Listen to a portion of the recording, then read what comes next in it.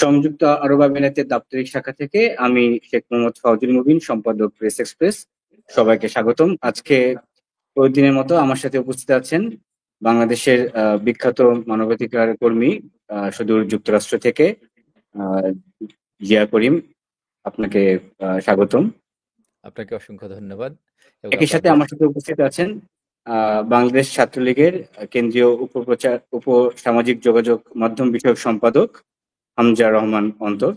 অন্তর, স্বাগতম। আজকে আমরা একটি খুব ট্রেন্ডিং একটি ইস্যু নিয়ে কথা বলবো আমাদের দর্শক শ্রোতার সাথে। সেটি হচ্ছে যে আমরা দেখলাম যে অবৈধ স্বরাষ্ট্র উপদেষ্টা আছে, সে খুব ক্যাটাগরিক্যালি বলল যে আওয়ামী লীগের কেউ যদি রাস্তায় মিছিল করে সেক্ষেত্রে তাদেরকে যাতে আইন শৃঙ্খলা বাহিনী সরাসরি অ্যাকশন নেয়।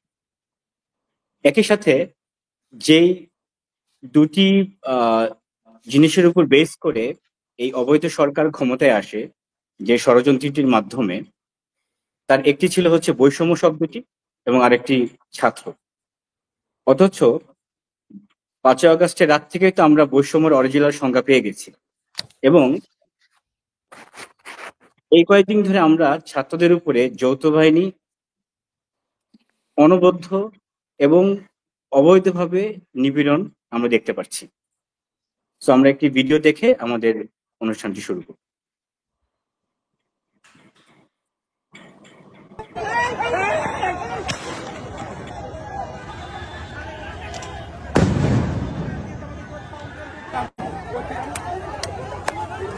চাবি কই আমার ফোন দেবো তো।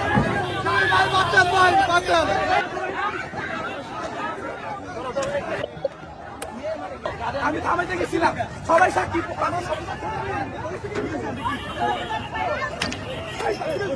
আমি থামাইতে গেছিলাম।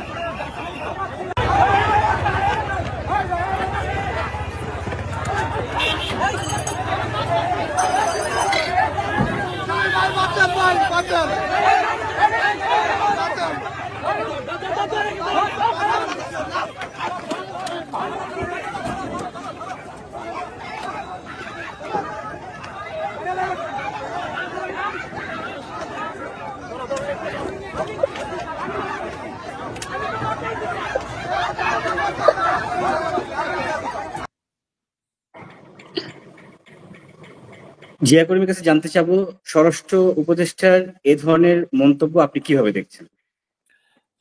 আমি এটাকে একটু আইনি দিকটা দেখতে চাই প্রথমে। তাই আপনাকে অসংখ্য ধন্যবাদ এবং আমার সহ আলোচক যিনি আছেন তাকে অসংখ্য ধন্যবাদ এবং যারা দেখছেন বা দেখবেন সবাইকে অসংখ্য ধন্যবাদ।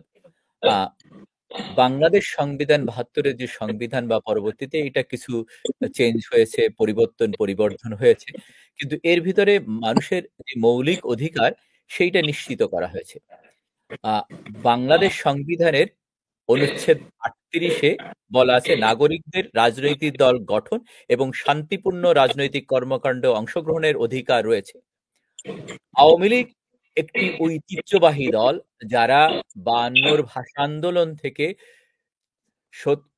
ভাষা আন্দোলন, তারপরে যুক্তফ্রন্ট নির্বাচন, ৬২ শিক্ষানীতি, ৬ দফা, ৬৬ ৬৯-এর গণ অভ্যর্থন, সর্বোপরি স্বাধীনতা, ৭১-এর স্বাধীনতা সংগ্রাম, ৯০-এর এরশাদ বিরোধী আন্দোলন, সবকিছু ২০০০ সালে, আবার ২০০৫-৬-এর দিকে সামরিক বাহিনীর বিরুদ্ধে আন্দোলন, সমস্ত কিছুতে নেতৃত্ব দিয়ে একটি সংগঠন যারা কোনো রাজার পেট থেকে বেরোয়নি বা কোনো সামরিক জান্তার পকেট থেকে বেরিয়ে আসেনি, এইরকম একটি দল। সুতরাং এই দলের বিরুদ্ধে কোনো নিষেধাজ্ঞা নেই, তাদের মিটিং করার অধিকার আছে। সমাবেশের স্বাধীনতা অনুচ্ছেদ 37-এ বলা শান্তিপূর্ণ বিক্ষোভ, রাজনৈতিক সমাবেশ সুরক্ষিত, যদি তা না হয় মানে সেইটা দেওয়া হয়েছে। আইনের দৃষ্টিতে সমতা অনুচ্ছেদ সংবিধানের অনুচ্ছেদ ২৭-এ বলা হয়েছে একটি নির্দিষ্ট রাজনৈতিক দল যেমন আওয়ামী লীগ লক্ষ্যবস্তু তার করা বৈষম্যমূলক প্রয়োগ হতে পারে যা সংবিধানের সমতার নীতি লঙ্ঘন করে। যদি আওয়ামী লীগকে করা হয় তার সংবিধান লঙ্ঘন করা হচ্ছে অ্যাকর্ডিং টু অনুচ্ছেদ 27-এ। আইনের শাসন যদি দেখেন পুলিশের এমন কোন পুলিশের পুলিশের প্রতি যে নির্দেশ দেওয়া হয়েছে এটাও অসাংবিধানিক, যেটা অনুচ্ছেদ 7 বলা হয়েছে। আবার যদি আন্তর্জাতিক আইনের দিকে তাকিয়ে দেখেন, আইসিসি পিআর ধারা 21 এবং 22, সেখানে বলা হয়েছে সমাবেশ ও সংগঠনের স্বাধীনতা রক্ষা করতে হবে এবং আইন প্রয়োগ মানে এই ক্ষেত্রে বৈষম্য করা যাবে না। তো মানবাধিকারের সর্বজনীন ঘোষণাপত্রে ধারা 20 বলা হয়েছে শান্তিপূর্ণ সমাবেশ ও সংগঠনের অধিকার নিশ্চিত করতে হবে। রাজনৈতিক, তার মানে আওয়ামী লীগকে মানে তার মিটিং মিছিল করার অধিকার দিতে হবে। তো বাংলাদেশ সংবিধান এবং ইন্টারন্যাশনাল আইসিসি যে তাদের যে আইন আছে, সমস্ত ধারা অনুযায়ী আওয়ামী লীগের এইগুলি করার অধিকার আছে, এবং এইটাকে যদি তারা বাধা দেয় তাহলে তারা বাংলাদেশের সংবিধান যেমন লঙ্ঘন করে তেমনি ভাবে ইন্টারন্যাশনাল ল ও লঙ্ঘন করে। সেক্ষেত্রে আওয়ামী লীগ বা সহযোগী সংগঠনগুলিকে আইসিসিতে একটি পিটিশন দিতে পারে। এটা হচ্ছে 1 নাম্বার। 2 নাম্বার হচ্ছে যে এই যে জনাব জাহাঙ্গীর আলম চৌধুরী সাহেব, উনি একটা 3 স্টার জেনারেল। তা আমি সেনাবাহিনীর যারা কর্মকর্তা আছে এবং পুলিশের ভাইদের প্রতি বিশেষভাবে অনুরোধ করব, আপনারা দেখেন যে আওয়ামী লীগ পুলিশ এবং আর্মির জন্য কি করেছে। আমি এর আগেও বলেছি যে আর্মি এক বেলা ভাত খেত, প্রধানমন্ত্রী তাদের 2 বেলা ভাতের ব্যবস্থা করেছে, 1 বেলা আমিষ পেত, 2 বেলা আমিষের ব্যবস্থা করেছে।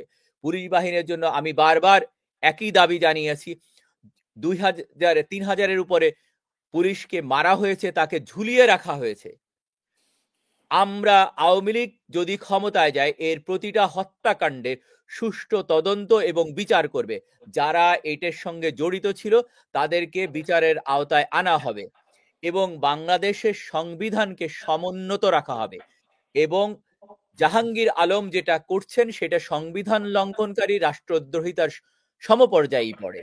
আমি সেনাবাহিনীর সদস্যদের বলবো, এই যারা আপনাদেরকে বেআইনি যে অর্ডারগুলি দিচ্ছে তাদের বিরুদ্ধে রুখে দাঁড়ান। পুলিশদেরকেও বলবো তাদের এই অর্ডার পালন করবেন না, কারণ এইটা সংবিধান লঙ্ঘন করে, আন্তর্জাতিক আইনে লঙ্ঘন করা হয়। আমরা আরো একটা জিনিস করতে পারি, এই বাংলাদেশ পুলিশ এবং বাংলাদেশ আর্মি শান্তি রক্ষা বাহিনীতে তাদের নিরাপত্তা বিধানের জন্য বিভিন্ন দেশে, কম্বোডিয়া থেকে শুরু বিভিন্ন দেশে তাদের শান্তি মিশনে লোক পাঠায়। আজ যে প্রজ্ঞাপনটা যে জারি করেছেন স্বরাষ্ট্র উপদেষ্টা, এইটা যদি ইন্টারন্যাশনাল কোর্টে দেখানো হয় এবং যদি জাতিসংঘে উপস্থাপন করা হয়, তাহলে সেনাবাহিনীর যে সমস্ত সদস্য এবং পুলিশের যে সমস্ত সদস্য যারা শান্তি মিশনে যেত তারা যেতে পারবে না। আমি এটা আপনাকে গ্যারান্টি দিয়ে বলছি, এইটা দেখানো উচিত এবং দেখানো আমি মনে করি।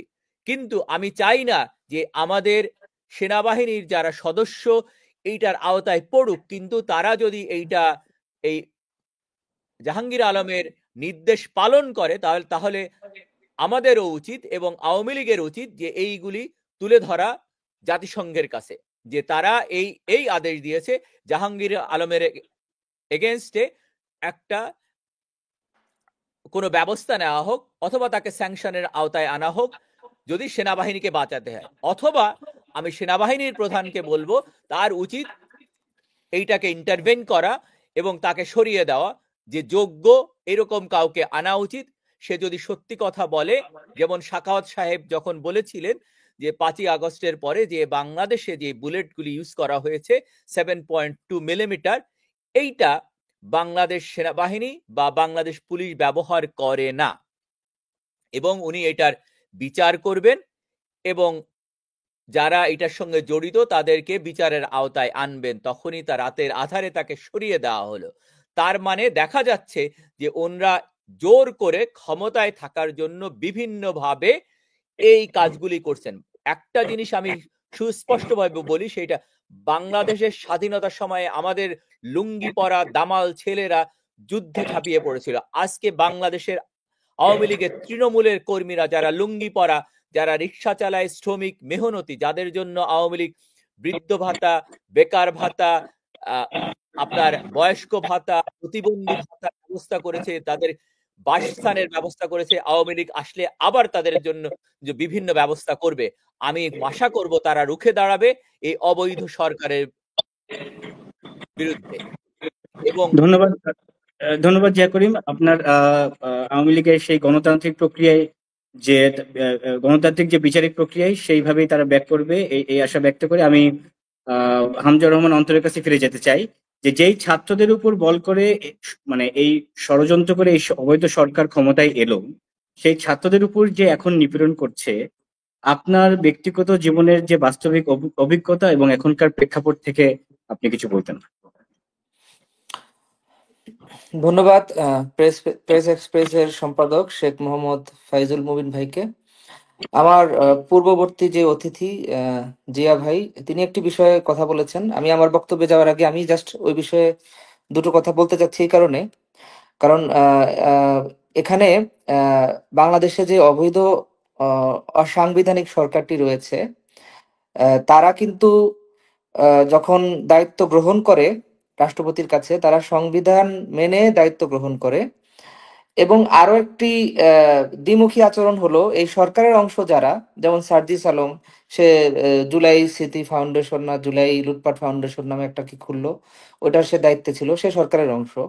হাসনাত আব্দুল্লাহ, হান্নান মাসুদ, এরা বিভিন্ন জায়গায় টেন্ডারবাজি করে, বন্দরে টেন্ডারবাজি করে, এরাও সরকারের অংশ। এবং ডক্টর ইউনূস তো বলেছেই যে এরা হচ্ছে তার নিয়োগদাতা। তার মানে এরা সরকারি দল, এবং তারা সেই কিংস পার্টি খুলেছে, এনসিপি।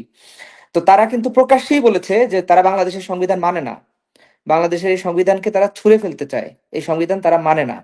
তো এই ধরনের হঠকারী বক্তব্য কিন্তু সংবিধানেই স্পষ্ট বলা আছে যে সংবিধানকে যারা রহিত করতে চাবে, রদ করতে চাবে, বাতিল করতে চাবে, তাদের জন্য কিন্তু বিভিন্ন ধরনের শাস্তির বিধান আছে, এবং এগুলোর সর্বোচ্চ শাস্তি হচ্ছে মৃত্যুদণ্ড।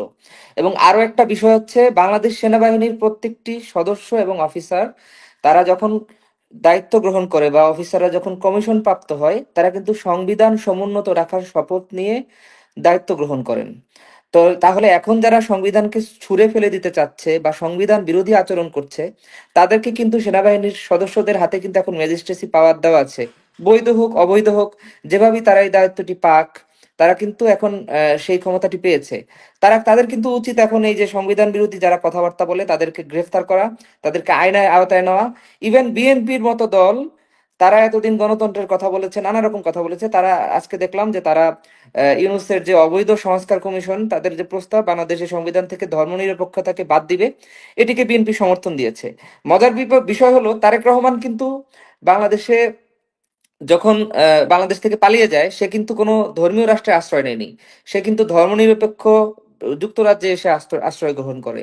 তো বিএনপির রাজনৈতিক দ্বিমুখী আচরণ, সংবিধান বিরোধী আচরণ, এই সমন্বয় তথাকথিত জঙ্গিদের সংবিধান বিরোধী আচরণ, এবং সবচেয়ে আশ্চর্যের বিষয় হলো যে সেনাবাহিনী, যারা আমাদের মুক্তিযুদ্ধের অংশ, মুক্তিযুদ্ধের মাধ্যমে কিন্তু এই সেনাবাহিনীটি গঠিত হয়েছিল। আমাদের সেনাবাহিনী কিন্তু পাকিস্তান সেনাবাহিনী বা ব্রিটিশ সেনাবাহিনীর লিগ্যাসি বহন করে না, আমাদের সেনাবাহিনী মুক্তিযুদ্ধের মাধ্যমে গঠিত হয়েছিল।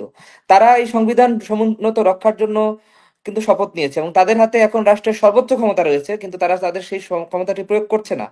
তো এই বিষয়ে আসলে আমাদের রাষ্ট্র আসলে রাষ্ট্র হিসাবে এখন টিকে আছে কিনা, আদৌ এটি রাষ্ট্র কিনা, আমি আসলে সন্দেহ প্রকাশ করি। আর মুবিন ভাই, আপনি আমাকে যে প্রশ্নটি করেছেন, আমি দুঃখিত, আসলে এই বিষয়ে আমি না বলে পারছিলাম না। কারণ আমি এই রাষ্ট্রের একজন নাগরিক, আমার রাষ্ট্রটি চোখের সামনে ধ্বংস হয়ে যাচ্ছে, ছিন্ন ভিন্ন করে ছিবড়ে খাচ্ছে এই শকুনের দল। আমি আসলে এই জন্য বিষয়টি এনেছি। এই জুলাইতে যে আন্দোলনটি হলো, তথাকথিত যে মেটিকুলাসলি ডিজাইন, ইউনূস সেটা নিজেই বলেছে আমেরিকাতে গিয়ে, সেই আন্দোলনটি কিন্তু একটি প্রতারণা এবং ষড়যন্ত্রমূলক আন্দোলন হিসেবে অবশেষে কিন্তু জাতির সামনে সামনে প্রকাশিত হয়েছে। কারণ আমেরিকার বর্তমান প্রেসিডেন্ট মিস্টার ট্রাম্প, তিনি কিন্তু একেবারে কোনো রকম রাগ ঢাক না রেখেই কিন্তু বলেছেন যে বাংলাদেশে সরকার পরিবর্তনের জন্য তার পূর্বসূরি জো বাইডেন প্রশাসন বাংলাদেশে এবং ভারতের বিভিন্ন যারা বাংলাদেশের সরকার বিরোধী এই চক্রে, তারা কিন্তু 50 মিলিয়ন মার্কিন ডলার ইনভেস্ট করেছে। এর মধ্যে 29 মিলিয়ন মার্কিন ডলার ইনভেস্ট করেছে বাংলাদেশে, এবং বাকি টাকা খরচ করেছে যে কলকাতা এবং বিভিন্ন জায়গার যে সকল বামপন্থী বুদ্ধিজীবী যারা জুলাই আন্দোলনে মদদ দিয়েছে তাদের পিছনে। তো এটি এটি যে একটি প্রতারণামূলক এবং দেশ বিক্রি করার মাধ্যমে তারা আন্দোলন করেছে মার্সেনারিজ হিসাবে, এটি এখন মোটামুটি প্রমাণিত। কারণ জুলাইতে আমরা যে শিক্ষককে কবিতা আবৃত্তি করতে দেখেছি, জুলাইতে আমরা যে শিক্ষককে বলতে শুনেছি যে আসমান কাঁপে, জমিন কাঁপে, আরো কি কি কাঁপে, তাদের কিন্তু এখন কোনো কিছু কাঁপে না। তো ওই শিক্ষক কিন্তু এখন কবিতা আবৃত্তি ভুলে গেছে, জাহাঙ্গীরনগর বিশ্ববিদ্যালয়ের গোলাম রব্বানী স্যার। তো এইরকম অনেক ধরনের মার্সেনারিজদের কিন্তু আমরা জুলাইতে দেখেছি। বিভিন্ন ধরনের ছাত্রদের পেজ, যেমন J insider, DU insider, public insider, এই পেজগুলো থেকে কিন্তু ছাত্রদের উপর যখন হামলা হতো, আহ, এই হামলাগুলো কিন্তু তাদেরই মেটিকুলাসলি ডিজাইন, সেটা পরবর্তীতে প্রমাণিত হয়েছে। তো এই এই ভিডিওগুলোকে কিন্তু তারা নানা রকমের মিউজিক দিয়ে, সোনু মহাজন, তারপরে হচ্ছে শিরোনামহীনের কোনো একটা গান, বিপ্লবী গান, এগুলো দিয়ে কিন্তু তারা ছাত্রদের মধ্যে আগুনে ঘি ঢেলে দিত। আজকে আমি দেখলাম ভাই, আমি এই মাত্র ফেসবুকটা খুলে দেখলাম, জাহাঙ্গীরনগর বিশ্ববিদ্যালয়ের যে ইনসাইডার পেজটি, যেটি জুলাই আন্দোলনে সবচেয়ে বেশি মদদ দিয়েছে, জুলাইয়ের প্রতারণামূলক আন্দোলনে, তারা ছাত্রদের উপরে যে রীতিমতো মার দিচ্ছে, পুলিশ চর মারতেছে একের পর এক, এটিকে তারা একটি হিন্দি গানের মাধ্যমে ট্রল করে প্রকাশ করতেছে যে এই ধরনের মানে পড়াশোনা বাদ দিয়ে খালি আন্দোলন, ফুল সাপোর্ট, এই সেই নানা ধরনের কথা। তো এখন কিন্তু এদের অন্তর কাঁপে না, আসমান কাঁপে না, মন কাঁপে না, কিচ্ছু কাঁপে না।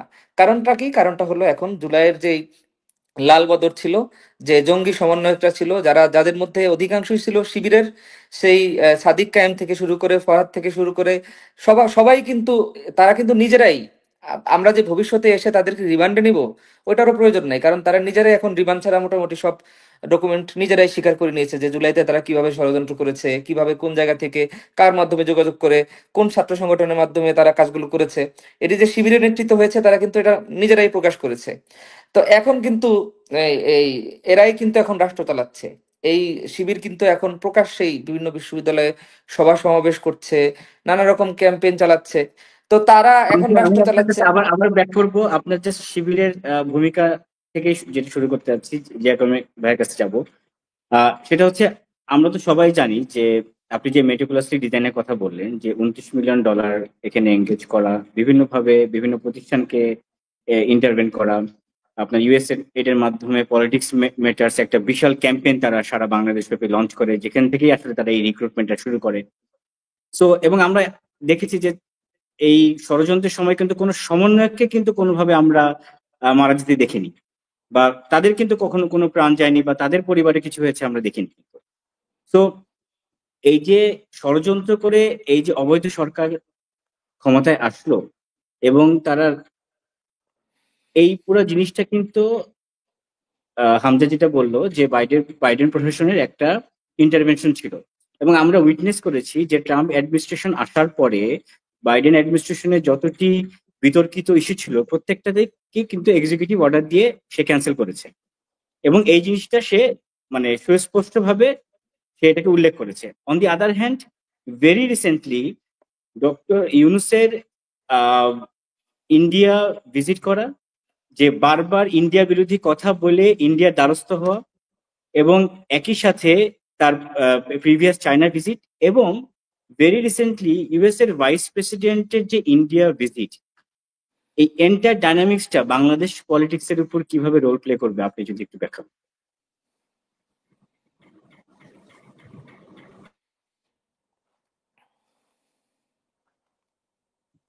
গত যেভাবে বছর আপনার গত বছর 29 মিলিয়ন ডলার গেছে বাংলাদেশে। এইটা স্বাধিকার, যেটা অন্য আরো কয়েকটা সংগঠনের মাধ্যমে, এবং ইউনুস ফাউন্ডেশনের মাধ্যমেও টাকা গেছে। এর বাইরে গত 4 বছরে প্রায় 130 মিলিয়নের মতো মিলিয়ন ডলার বাংলাদেশে সরকার পতনের জন্য বাইডেন হ্যারিস অ্যাডমিনিস্ট্রেশন নিয়োগ করছে। এইটা ইউনুস সাহেবের মদতে হিলারি ক্লিন্টনে। প্রেসিডেন্ট ট্রাম্প যখন ক্ষমতা নিলেন তখন উনি প্রথমে এইটা গেছে ইউএস এইডের মাধ্যমে, এবং জর্জ সরোস এটার সঙ্গে ইনভলভ। ওগুলি সবই তখন সব ওই বন্ধ করে দিয়েছেন, ইউএস এইডের পুরা ডিপার্টমেন্টই উনি কেটে দিয়েছেন। এর বাইরে যখন মোদি আসলেন ট্রাম্পের সঙ্গে, তখন আপনারা দেখেছেন মোদি ওই ব্যাপারে বাংলাদেশ প্রসঙ্গ এসেছিল, তখন উনি বলেছেন এটা মোদি যেটা ভালো মনে করে সেটা হবে। কারণ আপনাদেরকে একটা জিনিস দেখতে হবে, সেটা হচ্ছে যে আপনি আপনার স্পাউস, সহধর্মিণী, অর্ধাঙ্গিনী যেটাই বলেন, পরিবর্তন করতে পারেন, কিন্তু আপনার যিনি প্রতিবেশী আছে তাকে কিন্তু আপনি সরাতে পারবেন না। তা প্রতিবেশীর সঙ্গে নিবিড় সুসম্পর্ক দরকার আছে। এই সুসম্পর্ক যেটা দরকার, এবং ট্রাম্প অ্যাডমিনিস্ট্রেশন একটা জিনিস ক্লিয়ারলি বলেছে, সেইটা হচ্ছে they have zero tolerance on extremism. এর বাইরে দেখেন, তুলসী গ্যাবার্ড যখন ইন্ডিয়া সফর করে, তখন ওর একটি সাক্ষাৎকারে উনি বলেছেন যে বাংলাদেশে হিন্দু, বৌদ্ধ, খ্রিস্টান, ক্যাথলিক, আহমেদিয়া কমিউনিটির পরে যে আঘাতগুলি হয়েছে, সেই আঘাত আমেরিকা নিবে না। তুলসী গ্যাবার্ড হচ্ছে উনি ডিরেক্টর অফ ইন্টেলিজেন্স, যিনি ট্রাম্পকে সকালবেলা পৃথিবীর কোথায় কি হচ্ছে এই ব্যাপারগুলি অবহিত করেন। তার মানে তার বক্তব্য অনেক ওজন আছে, তার বক্তব্যে ভারিত্ব আছে। এইটা কোনো আওয়ামী লীগ বা বিএনপি যে তাকে শিখিয়ে দেয়নি বা বলেনি যে আপনি এটা বলেন, এইটা তাদের কাছে যে তথ্যপত্র আছে তার ভিত্তিতে এই কথাগুলি বলেছেন। এরপরে আপনার ট্রাম্পও বারবার বলেছে, ইনুস সাহেব, উনি বলেছেন ইনুস সাহেব ওয়াজ কিসিং মাই বাড, যে সেই ল্যাঙ্গুয়েজটা ইউজ করেছেন উনি যখন বাংলাদেশের ট্যারিফ দেওয়া হলো। তো এইগুলি যে বাংলাদেশ যে এখন যে জঙ্গির দিকে আগাচ্ছে, তাতে যে প্রক্রিয়ায় তারা যে যাচ্ছে, যেদিকে যাচ্ছে আগাচ্ছে, তাতে বাংলাদেশের ক্ষতি ছাড়া ভালো হবে না। ধরুন বাংলাদেশের বলা হতো সবসময় যে ইন্ডিয়াকে আমরা সবসময় করিডোর দিচ্ছি, আমাদের ব্যবহার করার জন্য আমরা ট্রানজিট দিয়েছি, কিন্তু বাংলাদেশকে যে ইন্ডিয়া ট্রানজিট দিয়েছে এইটা কিন্তু কখনোই প্রচার করতে ব্যর্থ হয়েছে আওয়ামী লীগ। আমি আওয়ামী লীগ কর্মীদেরকে বলবো, যারা গ্রামে গঞ্জে, যারা আমাদের তৃণমূলের কর্মী, তাদেরকে মানুষকে যে বলা যে দেখো এখন কতশো কোটি ডলার বাংলাদেশ প্রতিদিন হারাচ্ছে, যেহেতু বাংলাদেশের যে পণ্য ইন্ডিয়ার স্থল এবং জল দুইটা ব্যবহার করে 36টা দেশে যেত, কিন্তু এইটা আওয়ামী লীগ প্রচার করতে ব্যর্থ হয়েছে। এর বাইরেও আওয়ামী লীগের সময়ে যে পরিমাণ পানি ফারাক্কা থেকে আসতো, অন্য সময়ে আসেনি। আর ইন্ডিয়াও কখনো এইটা টলারেট করবে না তার পার্শ্ববর্তী একটি দেশ অস্থিতিশীল থাকুক অথবা সেইটা জঙ্গি রাষ্ট্র পরিণত হোক। তো যখন ইনুস সাহেব চায়না ভিজিট করলেন, উনি চায়নার সঙ্গে, চায়না সবসময় চাচ্ছে তার যে পরিধি সেইটা বৃদ্ধি করতে, যেমন মিয়ানমারে সামরিক জান্তাকে সমর্থন দিয়ে যাচ্ছিল। তো আমেরিকারও নিজস্ব ইন্টারেস্ট আছে, ইন্ডিয়ারও ইন্টারেস্ট আছে, সবার নিজস্ব, বাংলাদেশেরও ইন্টারেস্ট আছে। বাংলাদেশ তার নিজস্ব ইন্টারেস্ট ডেফিনেটলি দেখতে হবে। এখানে আমি না দেখার কোনো কারণ মনে করি না। অবশ্যই আমাদের যে ইন্টারেস্ট সেটা দেখতে হবে, যাতে একটা দেশের সঙ্গে অন্য দেশের যে বৈষম্য দূর হয়, যে ট্রেড ব্যালেন্সটা দূর হয়, সেটা ডেফিনেটলি আমাদেরকে রাখতে হবে। কিন্তু তার মানে এইটা না যে আমরা সব দিয়ে দিব বা তারা সব তাই নিয়ে নিবে বা তারা সব কিছু দিবে আমরা কিছু দিব না, সেইটা না। একটা ব্যালেন্স হতে হবে। তো ব্যালেন্স যেটা আগে ছিল, এখন সেটা আমরা প্রচারে যেটা বলতেছিলাম, সেটা প্রচারে ব্যর্থ হয়েছি, যার জন্য জনগণ মনে করতো যে আমরা আওয়ামী লীগ ইন্ডিয়ার কাছে দেশটা বিক্রি করে দিল, কিন্তু আসলে সেটা হয়নি। এখন শান্তিপূর্ণ সহ অবস্থানের জন্য ব্যালেন্সের দরকার আছে। এখন আপনি দেখেন, আমরা অনেক জিনিস ইন্ডিয়া থেকে ইম্পোর্ট করি, আমরা পেঁয়াজ করি, আমরা চাল, অনেক জিনিস আমদানি করি। আমাদের দেখতে হবে কোথা থেকে আমরা আমদানি নির্ভরশীল থাকবো না স্বয়ং সম্পূর্ণ হব। প্রধানমন্ত্রী গত 16 বছরে বাংলাদেশে খাদ্যে স্বয়ংসম্পূর্ণতা আসছে, এটা সম্পূর্ণ ক্রেডিট আওয়ামী লীগের। কিন্তু আওয়ামী লীগ এটা প্রচারে ব্যর্থ হয়েছে, যার জন্য আবার ইউনূস সাহেব বিভিন্নভাবে বলতেছেন, ওনার সরকারের বিভিন্ন জন বলছে তারা 7 সিস্টারকে আলাদা করে দিবে। কখনো ইন্ডিয়া এটা সহজভাবে নিবে না। আপনি আমার দেশকে অস্থিতিশীল করে দিবেন আর আমি তাকিয়ে তাকিয়ে দেখব, এটা হয় না। এটা তার অভ্যন্তরীণ বিষয়ে আমি নাক গলাতে পারি না। আর যখন অভ্যন্তরীণ বিষয়ে নাক গলাতে যাব, তখন তারাও আমাদের ব্যাপারে নাক গলাবে, তারাও আমাদের অভ্যন্তরীণ বিষয়ে এসে দাঁড়াবে। তো আমি মনে করি যে এই ধরনের কথাবার্তা থেকে ইউনূস সাহেব, যেহেতু ওনার দেশ চালানোর কোনো অভিজ্ঞতা নেই, উনি কোনোদিন দেশ চালাননি। ওনাকে যখন বিবিসি জিজ্ঞেস করলো যে বাংলাদেশে হত্যা, ধর্ষণ এইগুলি বেড়ে গেছে, উনি বারবার অস্বীকার করতেছিলেন। ডাটাগুলি দেওয়া হচ্ছে, গার্ডিয়ানের সঙ্গে সাক্ষাৎকারে উনি মিথ্যা বলতেছিলেন অহরহ, যে উনি কোনো কিছু স্বীকার করতে চান না। তো একজন মানুষ যখন জেগে জেগে ঘুমায়, তাকে জাগানো কঠিন ব্যাপার হয়ে দাঁড়ায়। তো ওনার সরকারে যারা আছেন তারাও একইভাবে কোনো জিনিস সত্যিটা মানুষের কাছে তুলে ধরছেন না। যে মানুষের যে আমি মাঝে রুমিন ফারহানা নিজেই বলতেছিলেন, বিএনপি নেত্রী, যে আমি সন্ধ্যাবেলা 7টার পরে ঢাকা শহরে বেরোতে ভয় পাই। আবার যারা আন্দোলন করছিল যত জুলাই আগস্টে, তারাও বলতেছে আমরা সন্ধ্যার পরে বেরোতে ভয় পাই, বা 2000 টাকা পকেটে নিয়ে 2000 টাকা পকেটে নিয়ে রাস্তায় যেতে ভয় পাই। তো এই যে পরিস্থিতি ওনারা স্বীকার করতে রাজি নন, এইগুলি সাধারণ মানুষের কাছে পৌঁছানোর দায়িত্ব আমাদের, আপনাদের সবার, এবং বিশেষ করে আওয়ামী লীগের তৃণমূল কর্মীদের, এদের। এবং আমি মনে করব যে আওয়ামী এবং যুক্তরাষ্ট্র এটা কোনোভাবেই ইতিভাবে নিবে না যে আমরা একটা জঙ্গি রাষ্ট্র, বাংলাদেশের একটা জঙ্গি রাষ্ট্র পরিণত হবে। আপনারা দেখেছেন যে সিনেট এবং কংগ্রেসের কাছে একটা হিয়ারিং হয়েছে, সেখানে মাইকেল মানে উনিও তুলে ধরেছেন যে এই জিনিসগুলি হচ্ছে। এইগুলি যদি আমরা ধন্যবাদ। আবার ফিরে আসবো। আমি আপনাকে আমরা যেটা বুঝলাম যে ভারত বিরোধী মনোভাব একটি এই ষড়যন্ত্রের তাদের ওয়ান অফ দি পিলার ছিল। সো আমি হামজার কাছে গেট ব্যাক করতে চাই যে বাংলাদেশের বর্তমান রাজনৈতিক ফিল্ডে বিএনপি তো বাংলাদেশের আমরা বলতে পারি যে একটি গুরুত্বপূর্ণ দল। একই সাথে এই ষড়যন্ত্রের মাধ্যমে এনসিপি তাদের যেভাবে হোক, অবৈধভাবে হোক, তারা তাদের যাত্রা শুরু করবে। ঠিক আছে? আপনি তো সরাসরি রাজনীতির সাথে জড়িত। তো রাজনীতির মাঠে তো রাজনৈতিক শিষ্টাচার বলে একটা কথা আছে। ঠিক আছে? সো ধরেন আপনারা যখন জয়েন্ট কোনো মানে বিএনপি যখন জয়েন্ট কোনো মিটিং করবে বা জামাত যখন জয়েন্ট কোনো মিটিং করবে, তো ওই মিটিং এ যখন ছাত্র দলের সভাপতি, মানে একটা লম্বা টার্মের কথা আমরা কল্পনা করতেছি, ছাত্র দলের সভাপতি বা যুব দলের সভাপতি এবং কাউন্টারে যখন এনসিপির যারা সদস্য তারা থাকবে, তো এই বাংলাদেশের যে সোশিও ইকোনমিক যে স্ট্রাকচার, সেই স্ট্রাকচারে এই কালচারটাকে আপনি কিভাবে দেখছেন?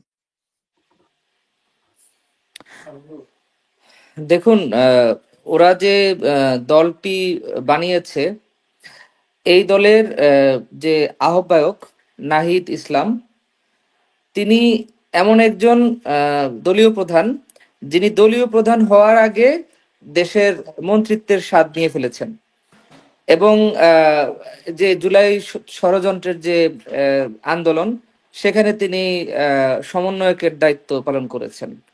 তো উনি কিন্তু বাংলাদেশের যে অন্যান্য রাজনৈতিক সংস্কৃতি আছে, বাংলাদেশের বিভিন্ন রাজনৈতিক দলগুলো যেভাবে গড়ে উঠেছে, বিভিন্ন রাজনৈতিক নেতারা যেভাবে গড়ে উঠেছে, উনি এবং ওনার দলটা কিন্তু ওইভাবে আসেনি। ওনার দলটি সম্পূর্ণ একটি কিংস পার্টি, যারা আসলে নেতা হওয়ার আগে মন্ত্রী হয়েছে, জননেতা, ছাত্র নেতা হওয়ার সময়টুকু পের হওয়ার আগেই মানে তারা জননেতা হওয়ার বাসনা তাদের মনে চেপে বসেছে। তো বাংলাদেশের যে রাজনৈতিক স্ট্রাকচার, বাংলাদেশের যে রাজনৈতিক কালচার, আপনি খবর নিয়ে দেখেন গ্রামে গঞ্জে কয়জন এই এনসিপির নাম জানে? আমার ধারণা আমাদের হাটে ঘাটে মাঠে যে সকল খেটে খাওয়া মানুষ আছে, তারা কিন্তু শতকরা 90 ভাগই এই দলটির নাম জানে না। যে এই নতুন একটি দল গঠিত হয়েছে।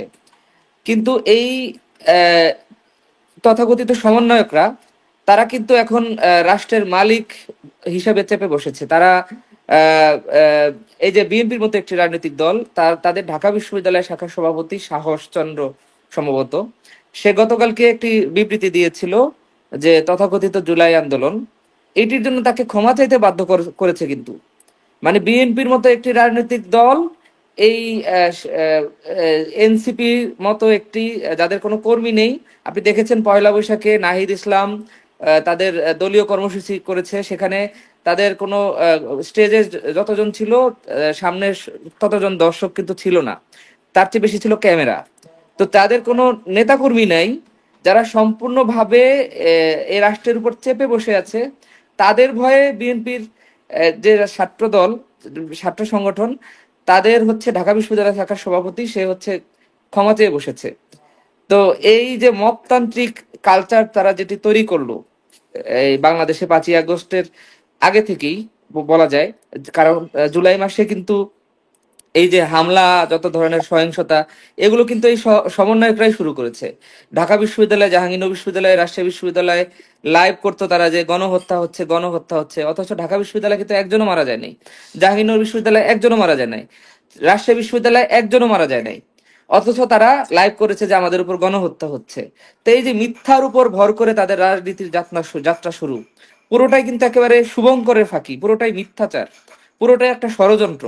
এই ষড়যন্ত্র এবং মিথ্যার উপর ভর করে তাদের রাজনীতি কিন্তু টিকবে না। আপনি যত যাই বলেন যে আপনি সামনে একটা লং টার্মের কথা, ওই লং টার্ম মতো তারা যেতে পারবে না। রবীন্দ্রনাথের একটা কথা আছে যে সত্য যে কঠিন, কঠিনেরে ভালোবাসিলাম সে কখনো করে না বঞ্চনা। তো এই যে সত্য কিন্তু কঠিন, এটা এত সহজ না যে এই নাহিদ ইসলামের মতো একজন লোক সে একটি মানে কোনো কোনো মতে একটি আহ, আহ, চক্রান্তের মাধ্যমে আবারও বাংলাদেশের রাষ্ট্র ক্ষমতায় চলে আসবে। মানুষ কিন্তু অলরেডি বুঝে ফেলেছে যে এটি একটি ষড়যন্ত্র, এটি একটি চক্রান্ত। এবং আপনি এই রিক্সাওয়ালাকে জিজ্ঞেস করেন, ঢাকা শহরের বিভিন্ন খেটে খাওয়া মানুষদেরকে জিজ্ঞেস করেন, তারাও জেনে গেছে, গ্রামের মানুষও জেনে গেছে যে ষড়যন্ত্র করে শেখের বেটিকে ক্ষমতা থেকে নামানো হয়েছে। এটা কিন্তু তারা বলে এখন প্রকাশ্যে। আমাদের তথাকথিত এলিটরা মুখে কুলুপ পেটে থাকলেও আমাদের খেটে খাওয়া লুঙ্গি পরা মানুষজন কিন্তু ঠিকই বলে যে বাংলাদেশে ষড়যন্ত্র করে সরকার পরিবর্তন হয়েছে।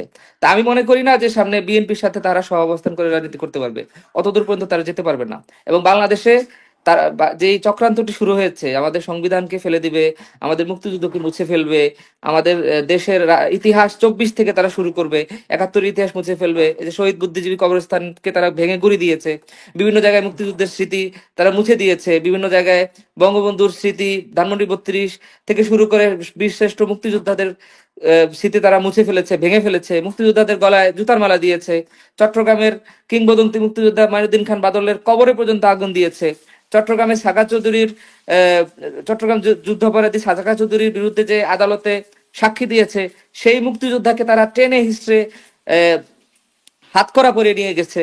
এগুলো কিন্তু মানুষ দেখেছে, মানুষ জানে। এখন ইন্টারনেটের যুগ, সার্চ করলেই খবরগুলো চলে আসে। এত সহজ না যে 71-এর মতো 75-এর মতো তারা আবারও প্রোপাগান্ডা করে দীর্ঘদিন ধরে বাংলাদেশে এগুলো জিয়ে রাখবে। জুলাইতে কিন্তু এই যে ধাক্কাটা বাংলাদেশের মানুষের উপর এসেছে, এই ধাক্কার কিন্তু একটা আফটার শক এখন আমরা দেখতে পাচ্ছি বাংলাদেশে। কিন্তু এখন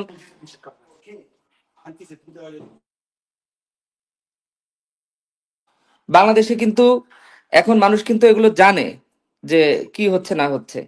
তো এই যে আপনার ছাত্রদের ঘাড়ে চেপে তারা ক্ষমতায় আসলো, এই যে সুনামগঞ্জ মেডিকেল কলেজের ছাত্ররা যৌক্তিক দাবিতে আন্দোলন করলো যে তাদের ক্লিনিক্যাল সুবিধা নাই, তাদেরকে প্র্যাকটিক্যাল সুবিধা দেওয়া হচ্ছে না, এই জন্য আন্দোলন করলো, এই জন্য তাদেরকে মেরে পিঠের চামড়া তুলে দিল সেনাবাহিনী।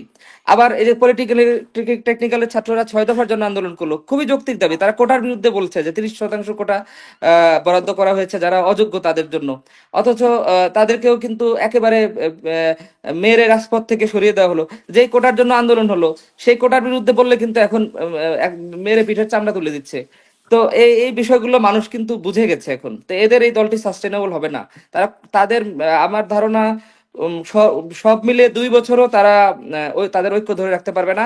এনসিপি 1, এনসিপি 2, এনসিপি 3 একাধিক দল তৈরি হবে, তাদের ভাঙন তৈরি হবে এবং ধীরে ধীরে তারা বিলীন হয়ে যাবে।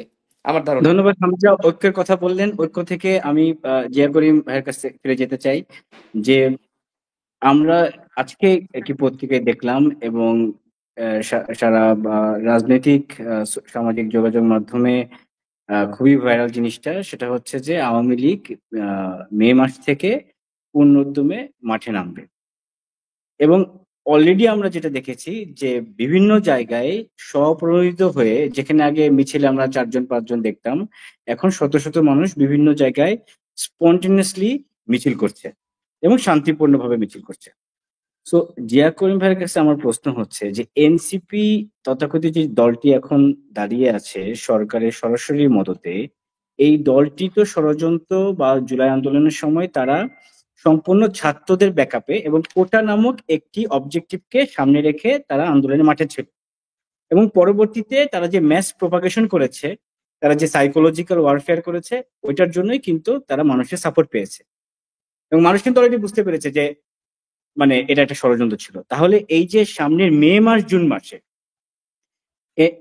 আবার বিএনপি তো ব্যস্ত তাদের চাঁদাবাজি টেন্ডারবাজি, তাদের নির্বাচন ওইদিকেই। সো এই যে ফিল্ডে এনসিপি কিভাবে আওয়ামী লীগকে প্রতিহত করবে? মিউট করা জিয়া করিম। অন্তর যেটা বলল যে আপনি যদি ওদের রিসেন্ট যে সমসাময়িক যে মিটিংগুলি মিছিলগুলি হয়েছে সেখানে লোক সমাবেশ হয়নি, ওদের লোকের চাইতে সাংবাদিকের সংখ্যাই বেশি হয়েছে। এবং আপনি দেখবেন যে বিভিন্ন জায়গায় তারা বলেছে যে তারা কুমিল্লা মুরাদনগরে যেভাবে কমিটি করেছে ওই একই ফর্মে কমিটি করতে চায় এবং তাদের আহ্বায়কের বয়স হতে হবে 40 বছরের উপরে। তার মানে তারা চাচ্ছে যে বিভিন্ন দল থেকে দলছুটদেরকে এনে কোনোভাবে যদি দল করা যায়। এইটা একটা নূতন দল, তাদের নিবন্ধন এখনো নেই। নিবন্ধন পেতে গেলে যে কাজগুলি তাদের করা দরকার এখন পর্যন্ত সেগুলি করা হয়নি। তারা ইলেকশন করা তো দূরের কথা, যদি নিবন্ধন না থাকে তাহলে তারা নির্বাচন করতে পারবে না।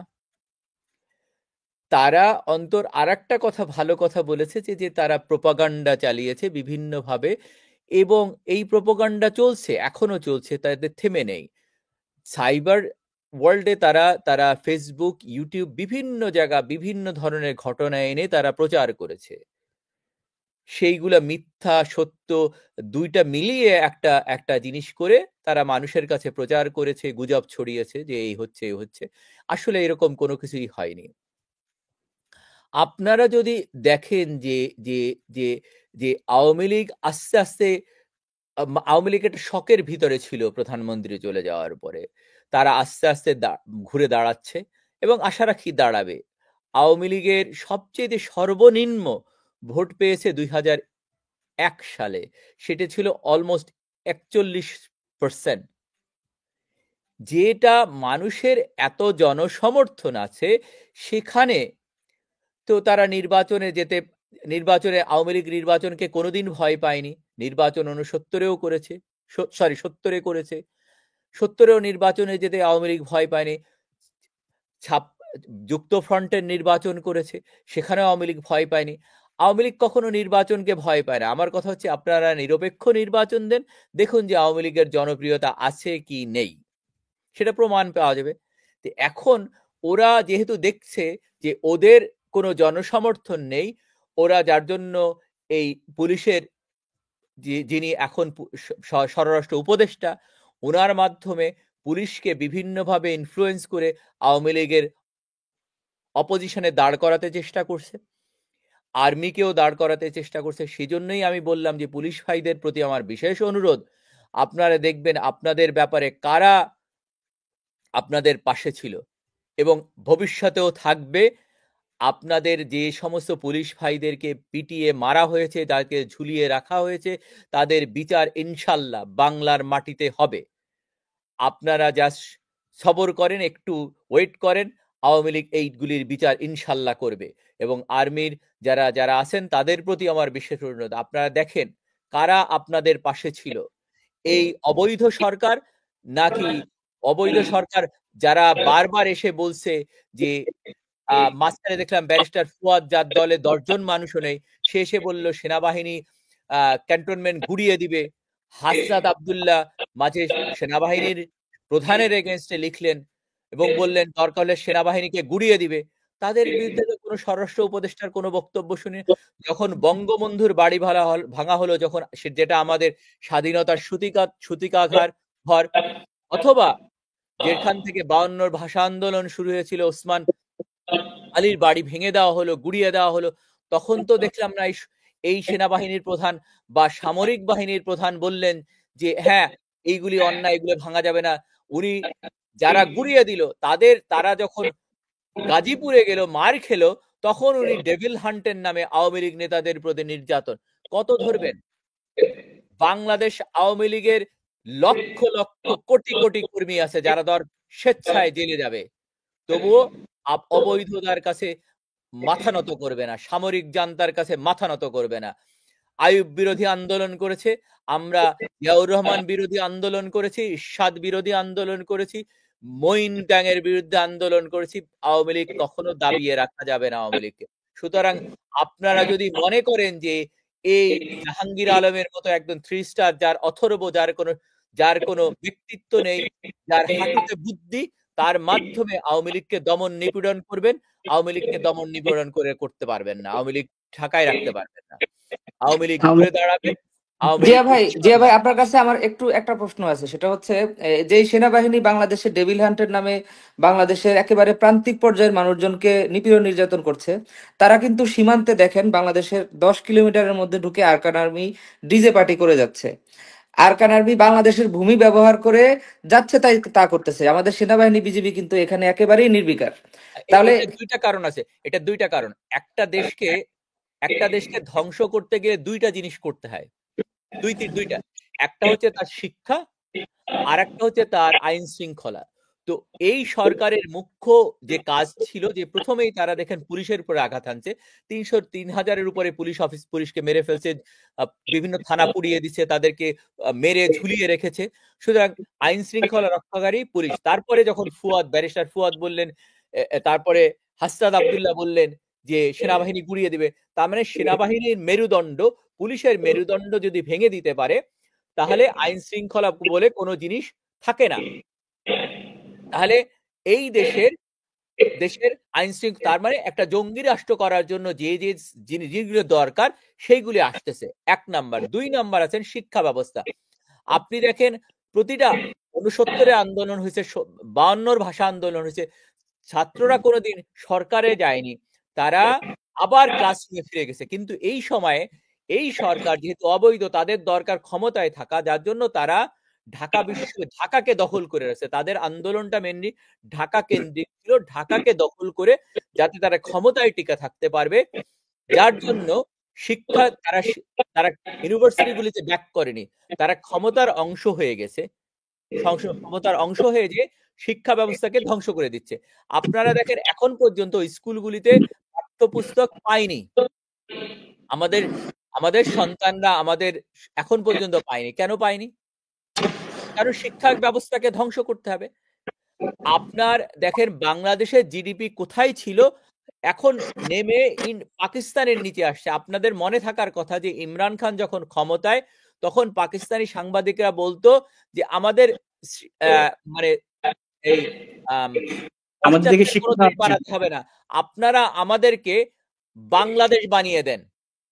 রাইট, এই কথা বলেছে ইমরান খান, বারবার বলেছে বাংলাদেশের সাফল্যের কথা, এবং বারবার বলেছে যে 1971 কি ঘটনা ঘটেছে যার জন্য তার ক্ষমতা থেকে সরাতে হলো। এখন কিছুদিন আগে দেখলাম যে তার যেখানে আপনি যদি ওয়ার্ল্ড র্যাঙ্কিং এ দেখেন, স্বাস্থ্যসেবা বাংলাদেশের অনেক নিচে পাকিস্তান থেকে বাংলাদেশ থেকে পাকিস্তানের স্বাস্থ্যসেবা ভালো না, অথচ সেখানেই স্বাস্থ্যসেবার জন্য এই এনসিপি লোক পাঠাচ্ছে। কেন? কারণ বাংলাদেশকে যত নিচে নামানো যাবে তত একটা জঙ্গি রাষ্ট্রে পরিণত করা যাবে, এবং এটা তাদের আয় ইনকাম বাড়বে, সেজন্যই করা হচ্ছে। একটা দেশকে ধ্বংস করার জন্য এটাই এনাফ। ভাই আমার মনে হচ্ছে তারা পাকিস্তানের চিকিৎসার নাম করে জঙ্গিদেরকে পাঠাবে এবং বাংলাদেশ থেকে টাকা পাচার করবে। আপনি দেখেন এই গত 54 বছরে পাকিস্তান থেকে একটা খাদ্যশস্য এসছে বাংলাদেশে? আসেনি। তাহলে এখন কেন আসতেছে? অথবা আপনি টাকার ডিভ্যালুয়েশন দেখেন, যখন গত বছর জুলাই মাসে বাংলাদেশের 1 টাকা দিলে পাকিস্তানের 2.5 টাকা পাওয়া যায়, আজকে দেখেন তো কত টাকা পাওয়া যায়। ধন্যবাদ ভাই, জিয়া করিম ভাই। খাদ্যশস্যের কথা যেটা বললেন পাকিস্তান থেকে আসে, পাকিস্তান ওটা ভারত থেকে কেনার হ্যাঁ, পরে আমাদের কাছে আরো বেশি দামে বিক্রি করে। আমরা যেটা ভারত এক্স্যাক্টলি থেকে সরাসরি পেতাম কম দামে, সেটা আমরা এখন পাকিস্তানের মাধ্যমে বেশি দামে কিনি। এক্স্যাক্টলি Right, সেইগুলো আমরা তো দেখতে হবে যে আপনি স্বনির্ভর হবেন না পরনির্ভর হবেন। আপনার যে টায়ার, বাংলাদেশে 85% টায়ার গাজী টায়ার থেকে আসতো, সেইটা 2 সপ্তাহ ধরে পুড়লো। আমাদের অথর্ব সেনাবাহিনীর প্রধান, আমার বন্ধু ওয়াকারুজ্জামান, তোমাকে বলছি, তুমি অথর্ব, তুমি এখনো সময় আছে, তুমি ঠিক হও। 2 সপ্তাহ ধরে পড়লো, সেনাবাহিনী দেখলো, এই সরকার দেখলো, অথচ এইটাকে কোনো পদক্ষেপ নিল না যেটা এইটাকে প্রতিরোধ করা যায়, যাতে এই শিল্পটাকে বাঁচিয়ে রাখা যায়। তার কারণ কি? এই টায়ারগুলো এখন উনি ইম্পোর্ট করবে পাকিস্তান বা অন্য দেশ থেকে। আপনি দেখেন গার্মেন্ট শিল্প ধ্বংস করে দেওয়া হচ্ছে, এবং কারণ ভিতরে কিন্তু 200 জন শ্রমিক পুড়ে মারা গেছে, ছাই হয়ে গেছে। হ্যাঁ, Right, এটা কিন্তু একটা মানে অমানবিক একটা ব্যাপার বাংলাদেশে করছে। এইটা হয়েছে। আপনারা দেখেন গার্মেন্ট শিল্প, কিছুদিন আগেও অনন্ত জলিল বলেছে, অন্যান্যরা বলেছে যে এই গার্মেন্ট ধ্বংস হয়ে যাচ্ছে, আপনারা একটা শিল্প গড়তে পারেন না, আপনারা সেখানে শিল্প ধ্বংস করতেছেন। আপনি একটা দেশের শিল্পকে উন্নত করতে গেলে, আমি এটা 2000 অনেক আগের থেকে বলে আসতেছিলাম, তারপরে 2007-08 আমি এইচ.টি. ইমাম সাহেবকে ডেকে, চাচাকে ডেকে আমি বলেছিলাম যে আপনাদের একটা শর্ট টার্ম, একটা লং টার্ম প্ল্যান দরকার বিদ্যুৎ ক্ষেত্রের জন্য। আমি কিভাবে শর্ট টার্মে দেখিয়েছিলাম, আমার কাছে এখনো প্রেজেন্টেশনটা আছে, যে এইটা শর্ট টার্ম হবে, এইটা লং টার্ম হবে। কারণ একটা বিদ্যুৎ প্ল্যান্ট করতে গেলে 5 থেকে 6 বছর সময় লাগে একটা প্ল্যান্ট করতে গেলে। হ্যাঁ, ওখানে কিছু কাজ হয়েছে যেটা আমি একমত পোষণ করি না, কারণ আমি দীর্ঘদিন এই ক্ষেত্রে কাজ করেছি, আমি জানি কিভাবে কাজ হয়, কত টাকা লাগে একটা প্ল্যান্ট বিল্ড করতে। সেই ক্ষেত্রে আপনি যদি কোনো কিছু ইন্ডাস্ট্রি করতে চান, তাহলে আমরা পাওয়ার দরকার। যেখানে 2008 সালে বাংলাদেশে বিদ্যুৎ উৎপাদন ছিল 3200 মেগাওয়াট, গত জুলাই মাসে অগাস্টের 5 তারিখে বাংলাদেশের প্রোডাকশন ছিল 28,000 মেগাওয়াট গ্রিডে। Can you imagine how big is that? এই হচ্ছে ব্যবস্থা, মানুষকে আমরা বোঝাতে ব্যর্থ হই। জিয়া ভাই, এই যে গার্মেন্টস সহ কলকারখানাগুলো বন্ধ হয়ে গেল, ইউনূস সরকার কিন্তু এটার একটা পজিটিভ কৃতিত্ব নিয়ে নিল। কিভাবে জানেন? গার্মেন্টস এবং কলকারখানা বন্ধ থাকার কারণে বাংলাদেশের বিদ্যুতের লোড কিন্তু কমে গেছে। লোড কমে যাওয়ার কারণে রমজান মাসে নাকি বাংলাদেশে কোনো হয় নাই, লোডশেডিং হয় নাই। কি নির্লজ্জের মতো ইউনূস সরকার এটার কৃতিত্ব নিল। কত মানুষ চাকরি হারিয়েছে, কত মানুষ। আমার আপনি চিন্তা করেন কি কতটা নির্লজ্জ হলে, কতটা বেহায়া হলে, কতটা অসভ্য জানোয়ার হলে যে বাংলাদেশের কলকারখানাগুলোকে বন্ধ করে তারা হচ্ছে লোডশেডিং না হওয়ার কৃতিত্বটা নিচ্ছে। মানে এর চেয়ে অথর্ব অপদার্থ সরকার আর কি হতে পারে? আপনাকে না, আরো আমি একটা একটু জিনিস, আমি একটু আমি একটু বাংলাদেশের আমি সেনাবাহিনী কাতারে পাঠাতো 1129 জন, যেটা প্রধানমন্ত্রী শেখ হাসিনার সময় ছিল। এখন তারা ক্রেডিট নেওয়ার জন্য সেটা কমিয়ে দিয়েছে, 725 জন হয়ে আসছে। আপনি জেনিভাতে যখন ইউনূস সাহেব গেলেন, উনি বললেন কি কি দিবেন, পরে দেখা গেল অন্য সমস্ত কিছু বন্ধ করে দিলেন, দিয়েছে না? শুধু কি তাই, এবং আপনার গত বছর 700 জনের কথাটাই কি বারবার প্রচার বিনিয়োগ করতেছে। সম্মেলনে, হ্যাঁ, ভাই তাহলে একটু এই বলি যে আমি, দেখেন, প্রতিটা জায়গা, আমি তো বলতেছি একটা শিল্প গড়তে অনেক সময় লাগে। এই শিল্প গড়তে যার জন্য দরকার বিদ্যুৎ, আপনি বিদ্যুৎ ছাড়া তো শিল্প করতে পারবেন না। আপনি 2001 থেকে 5-এর ভিতর তারেক রহমানের বক্তব্য আছে, দেখবেন যে আপনারা মার্কেটে বিদ্যুৎ চাবেন আবার বাসায় চাবেন, এইটা সম্ভব না। কারণ ওই গাধাটা কোন পড়ালেখা করেনি, ও তো জানে না কিভাবে বিদ্যুৎ উৎপাদন করতে হয়। আপনি আরেকটা বিষয় দেখেন, আমি এর বাইরেও আরেকটা জিনিস বলেছিলাম যে কিভাবে আপনি একটা বাড়িকে, প্রতিটা বাড়ি, গ্রামের প্রতিটা বাড়িকে পাওয়ার হাউস বানানো যায়, এটাও আমার ইয়েতে জিয়া ভাই আপনি আরেকটা বিষয় দেখেন, এই যে আশিকের মতো সো কল্ড ব্রিলিয়ান্ট প্রেজেন্টেটর দিয়ে হচ্ছে ইউনূস হচ্ছে বিনিয়োগ সম্মেলন করলো, এবং সে নাকি বাংলাদেশের সম্পদ এই সেই, হ্যাঁ বিদেশে পড়েছিল, আমরা নাকি মূল্যায়ন করিনি। তো সে বিনিয়োগ এনেছে 31 সম্ভবত 3,000, না, এটা বিনিয়োগ আনেনি, এটা কমিটমেন্ট পেয়েছে। 3,000 কোটি টাকার একটা কমিটমেন্ট পেয়েছে। অথচ আশিকের মতো এরা কিন্তু গত বছর ছিল না। হ্যাঁ গত বছর বিনিয়োগ সম্মেলনে আমরা 25,000 কোটি টাকা বিনিয়োগ পেয়েছি, না না এবং গত 5 বছরের মধ্যে সর্বনিম্ন যেটা ছিল সেটাও 21,000 কোটি টাকার। না না এর বাইরে কথা আছে। না আশিক প্রথম না ছিল এবং হচ্ছে এবং না এলএনজি। জিয়া করিম একটু বলি আর কি, এলএনজি এই তাই যে না? না না, এলএনজি। জিয়া করিম একটু হ্যাঁ বলি আশিক আশিক মোহাম্মদের ব্যাপারে। তারা কিন্তু জিনিসগুলোকে ছেলে খেলা নিচ্ছে। হ্যাঁ যখনই ট্রান্সশিপমেন্টটা ক্যান্সেল হলো, হ্যাঁ সে কিভাবে কতটুকু ইম্যাচিউর হলে বলতে পারে যে আমাদের জন্য এটা ভালোই হলো, আমরা এটা বাইরে এখন এয়ারপোর্ট গুলাকে ডেভেলপ করার সুযোগ করবো। মানে মানে কিভাবে সম্ভব? মানে তার কি মানে বাস্তব সম্পর্কে কোনো প্রকার আইডিয়া আছে যে একটা মানে পুরো একটা প্রসেস কিভাবে ব্রেনিং। চলে একটা শিপমেন্টের? প্লিজ যা করে ভাই। আপনাদেরকে শুধু কি আপনি তাই, দেখেন আমেরিকা যখন 37% ট্যারিফ। আর্জেন্ট এলএনজি জি। গুগল করতে পারে। আর্জেন্ট এলএনজি দেখেন কোম্পানিটা কবে ফর্ম হয়েছে। সে বলেছিল যে যুক্তরাষ্ট্র সরকারের সঙ্গে একটি চুক্তি সম্পাদন করেছে, যেটা মিথ্যা কথা।